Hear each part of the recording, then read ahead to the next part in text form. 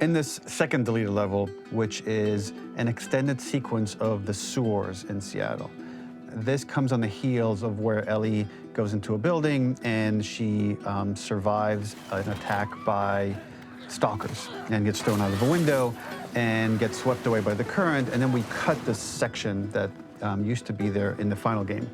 Now you will get to play it. So this was a way to get a bit more interesting puzzles, interesting traversal, figure out how Ellie can navigate the sewers with the fighting current. Ultimately, with a lot of these levels and these sequences, the reason why we cut them were for pacing purposes. But here it is for you in this very kind of raw form that part of it will feel finished, parts of it will feel like assets are missing as far as audio, animation won't be final. But it's a glimpse into what a game looks like when it's months away from finishing. Enjoy.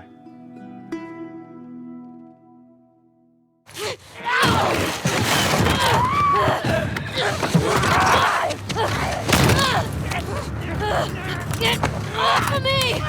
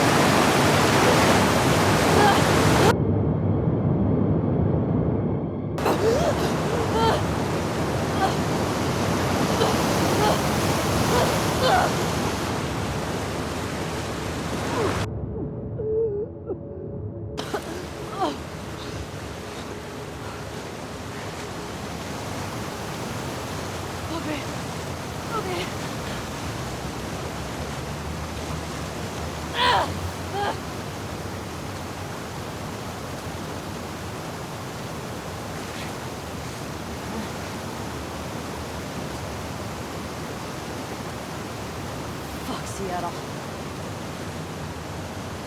This level, internally known as Find Nora, was quite long in duration as we had to make Ellie traverse a far distance to the opposite side of downtown Seattle.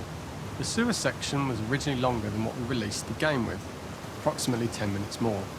This was one of the few areas of the game that used water flow as part of a traversal puzzle.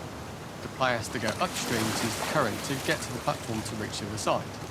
We mostly cut this mechanic game-wide, however it remained in essence in the section swimming to the aquarium as Ellie when you were avoiding the waves. The ladder acts as an immediate goal for the player, but being able to climb out is not going to be so easy.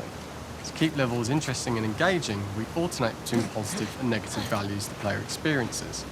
Here, it's a positive to have found a ladder, but then a negative to discover it's not the solution. But then another positive to identify the next short-term goal of the doorway. By alternating between these opposing values, we give players what they expect, but not how they expect it.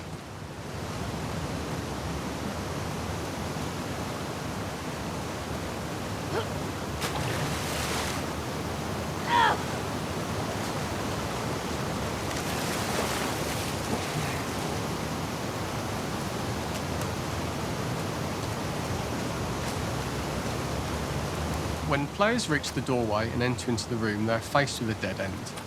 The real reason for this dead-end room is that on the reversal, when exiting back out of the doorway, players are faced with the route onwards. A pipe that they'd not been able to see when they were swept past it on the way in, and something that was hidden from view when on the side platforms. The intention here being that the only option is to go off the standard path in order to search for a way out.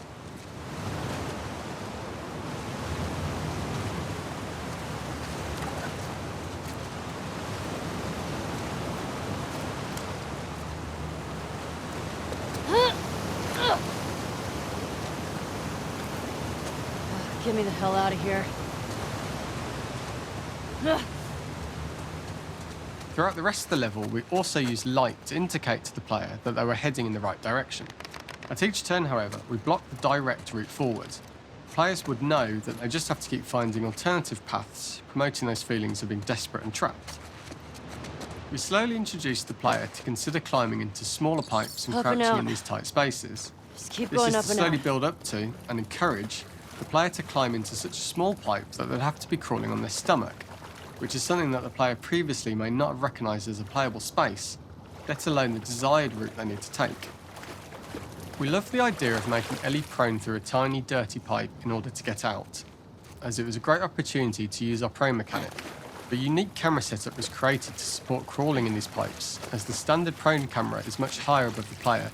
We also created custom collision in order for Ellie to manoeuvre in these tight spaces easily. Initially, the oblong collision capsule around her character caused issues crawling around corners. We put extra effort into the custom corner collision so the movement experience is as smooth as the main game. We added a tiny space just to reward the player's exploration with a pickup item, and we made sure it was something that made sense that you'd find in this area. A canister and all the garbage that had been washed into the sewers from the surface. Don't lose your shit, Ellie.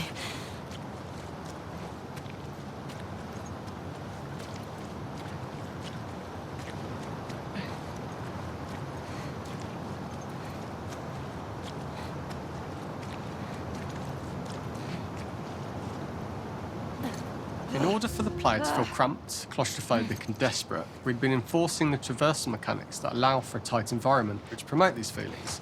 We introduced the use of the squeeze-through so that we can keep the player feeling enclosed and tight, but without repeating the same geometry. Here we change from low ceilings with wider walls to high ceilings and tight walls to change up the spatial pacing and keep the level from repeating itself.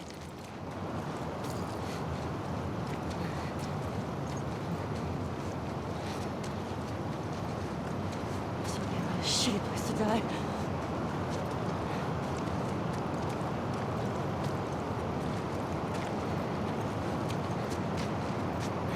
Originally, we had the waterline much higher here, so players had to swim through this tight tunnel. However, from watching user test feedback, it was occasionally causing people to discount the route entirely and turn back on themselves. So to avoid any risk of this happening in the final game, we present a lower water level so the tunnel is easy to see and commit to using. Although this isn't as impactful without the prone swim, it's the better decision as it means a smoother experience for the player with no backtracking frustration. As we surface from the water and over the crest of the slope, we reveal what is further in this tunnel. A clicker that has sprouted and the fungus has grown on the sides of the pipe. It was great to see people who user tested this area becoming increasingly worried as we forced the player to squeeze past the fungus and inches away from the clicker's face, all the time not being sure whether the clicker might be alive or attack them. Although we aren't as cruel as to force a clicker attack in such close proximity, we do have a payoff for this moment. This clicker momentarily turned into Joel to show Ellie's PTSD from what happened to Joel at the start of the game. Ultimately, we decided to save this moment for the farm level, as it was more impactful there because it could become the centrepiece of that experience. Whereas in the sewers, we weren't able to make it as much of a narrative point and give it the breathing room and reaction time that it deserves, given the tight space.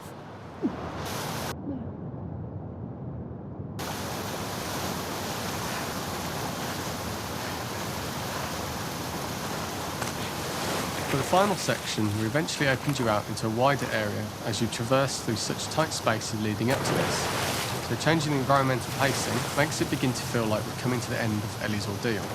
An earlier iteration used the current that we'd shown at the start for a slightly tougher traversal puzzle to conclude the sewers. The ladder was clearly visible from most of the area, but the player was faced with a fast-flowing torrent of water they couldn't cross.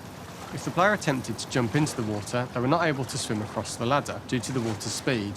But instead, they had to traverse the pipe running along the top of the space in order to get across the water.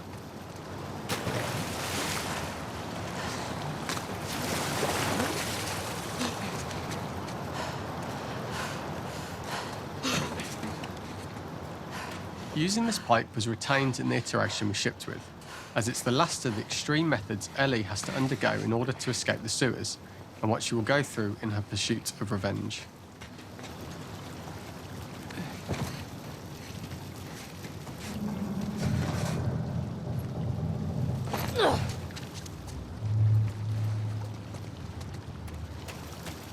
The last ladder climb is quite lengthy, and although we could have trimmed it down to a shorter climb, we liked how this last segment of the journey built anticipation for whether there was success at the top or not after all you've been through. Ultimately, the ladder exits out into the subway station, which is how it connects in the final game. Ellie then has to find her way to the hospital from here, crossing paths with the scars for the first time.